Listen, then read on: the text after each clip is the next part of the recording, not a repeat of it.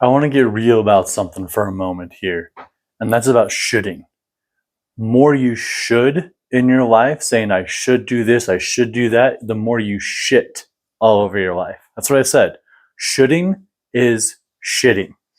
So more you should in your life, you shit all over it. So stop shoulding your life up and start shifting. SHIFT. Shift. Join the movement and the path of shifting your life into discovering who you want to be, what you want to do, and stop dreaming, stop talking about it, stop shoulding, and start actually being that. Join me on the path of shifting by checking out videos on here or applying for my coaching program. And we can dive into all of this, of what might be keeping you from shifting your life. And I get it. I get it. It's comfortable.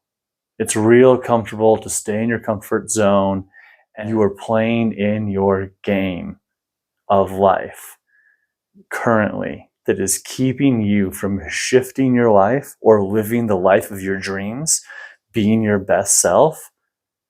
I get it. It's comfortable to talk about it. It's comfortable to dream about it. But let's start doing something about it. Let's make it happen. Let's wake these dreams into reality. So stop shooting all over your life and join the path of shifting. All right. Peace and love, my friends.